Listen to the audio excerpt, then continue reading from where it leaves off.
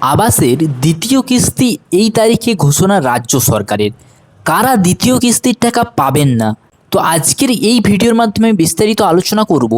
তাই ভিডিওটা প্রথম থেকে শেষ পর্যন্ত অবশ্যই দেখুন। আজকের আপডেটটা সম্বন্ধে ভালোভাবে আপনারা কিন্তু বুঝে যাবেন যে আবাসের দ্বিতীয় কিস্তির টাকা কবে দেবে এবং কারা পাবেন না টাকা। বাংলার বাড়ি প্রকল্পের প্রথম কিস্তির টাকা বাড়িও নির্মাণ করে ফেলেছেন, কিন্তু দ্বিতীয় কিস্তির টাকা কবে দেবে, কবে আপনার বাড়ির বাকি অংশটা আপনি নির্মাণ করতে পারবেন, তা আজকের এই ভিডিওর মাধ্যমে আমি বলেছি। দেখুন, বাংলার বাড়ি যোজনা 2024 ডিসেম্বর মাস থেকে পশ্চিমবঙ্গের রাজ্য সরকার বাংলা আবাস যোজনার টাকা দেওয়া শুরু করে। 17 ডিসেম্বর মাননীয় মুখ্যমন্ত্রী বাড়ি নির্মাণ প্রকল্পে প্রথম কিস্তির টাকা পাঠানোর শুভ সূচনা করেন। সেখানে তিনি ঘোষণা করেন এই প্রকল্পের নাম হবে বাংলার বাড়ি। এই প্রকল্পে প্রায় 12 লক্ষ টাকা উপভোক্তার ব্যাংক অ্যাকাউন্টে 60,000 টাকা পাঠানোর কথা হয় রাজ্য সরকার সম্পূর্ণ নিজস্ব তহবিল থেকে এই অর্থ ব্যয় করবে বলে ঘোষণা করা হয়। অভিযোগ করা হয় কেন্দ্রীয় বঞ্চনার ফলে উপভোক্তাদের রাজ্য নিজে থেকেই এই বাড়ি নির্মাণের টাকা দিচ্ছে। এবার থেকে উপভোক্তার অপেক্ষা করছেন দ্বিতীয় কিস্তির জন্য। প্রধানমন্ত্রী আবাসের টাকা বন্ধ। 2022 সালের ডিসেম্বর প্রধানমন্ত্রী আবাস যোজনার প্রথম কিস্তির টাকা এ রাজ্যের 11 লক্ষ উপভোক্তার ব্যাংক অ্যাকাউন্টে পাঠানোর কথা ছিল। তার আগে সমীক্ষা করে মোট 34 লক্ষ উপভোক্তার নাম উঠে এসেছিল। সেই 34 লক্ষের মধ্যে প্রথম দফায় 11 লক্ষকে টাকা দেওয়া কথা ছিল, কিন্তু অনিয়মের অভিযোগ তুলে কেন্দ্রের পক্ষ থেকে সেই টাকা এই রাজ্যের জন্য আটকে দেওয়া হয়। অনেকগুলি কেন্দ্রীয় টিম এর তদন্ত করতে আসে, তারপরেও এই রাজ্যের জন্য টাকা দেওয়া হয়নি। এখনও পর্যন্ত আবাসের টাকা দেওয়া নিয়ে কেন্দ্রের তরফে তেমন কিছু জানানো হয়নি। তবে কেন্দ্রীয় সংসদীয় কমিটি গ্রামোন্নয়ন মন্ত্রীর কাছে জোর দিয়ে সুপারিশ করেছেন যাতে শীঘ্রই এ রাজ্যের টাকা পাঠিয়ে দেওয়া হয়। এ বিষয়ে কেন্দ্রীয় গ্রামের মন্ত্রকের সঙ্গে রাজ্যের গ্রামোন্নয়ন মন্ত্রকের বৈঠক হওয়া একটি সম্ভাবনা তৈরি হয়েছে। দ্বিতীয় কিস্তির টাকা কবে দেবে?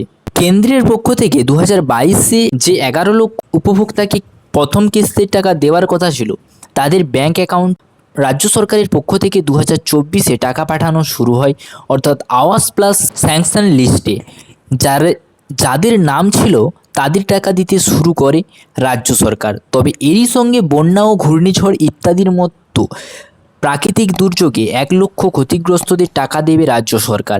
আবাসের টাকা রাজ্যে দেওয়ার আগে আরও একবার সমীক্ষা করে।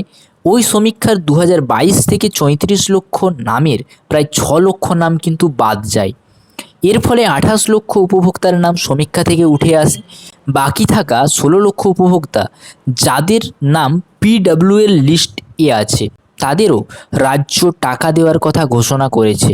তবে স্যাংশন লিস্টে থাকা 11 লক্ষ উপভোক্তা যে কিছু নাম বাদ গিয়েছিল, সেই জায়গায় PWLদের টাকা দেওয়া হয়। রাজ্য সরকার বাজেট সবাই ঘোষণা করে দ্বিতীয় কিস্তির টাকা কবে দেওয়া হবে সেই সম্পর্কে সেখানে বলা হয় বাংলার বাড়ি প্রকল্পের দ্বিতীয় কিস্তির টাকা আগামী মে-জুন মাসে উপভোক্তার ব্যাংক অ্যাকাউন্টে পাঠিয়ে দেওয়া হবে।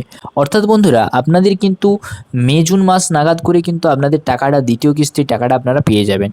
কারা দ্বিতীয় কিস্তির টাকা পাবেন না? বলা হয়েছে প্রথম কিস্তির টাকা পেয়ে লিন্টেল পর্যন্ত নির্মাণ করতে হবে। কেউ সম্পূর্ণ বাড়ি তৈরি করলেও কোনো সমস্যা নেই, কিন্তু যারা লিন্টেল পর্যন্ত বাড়ি তৈরি করবে না, তাদের দ্বিতীয় কিস্তির টাকা কিন্তু দেওয়া হবে না। দ্বিতীয় কিস্তিতে উপভোক্তার 60,000 টাকা দেওয়া হবে। PWLরা কবে টাকা পাবে? বাকি থাকা 16 লক্ষ উপভোক্তার জন্য বাজেটে টাকা অ্যালটমেন্ট করা হয়। 9,600 কোটি টাকা বাজেটে বরাদ্দ করা হয়। বাকি 16 লক্ষ উপভোক্তাকে প্রথম কিস্তির টাকা দেওয়ার জন্য মাননীয় মুখ্যমন্ত্রী জানিয়েছেন 2025 ডিসেম্বরে এই 16 লক্ষ উপভোক্তাকে প্রথম কিস্তি 60,000 টাকা করে দেওয়া হবে। তারা দ্বিতীয় কিস্তির টাকা পাবে 2026 মে-জুন মাসের মধ্যে।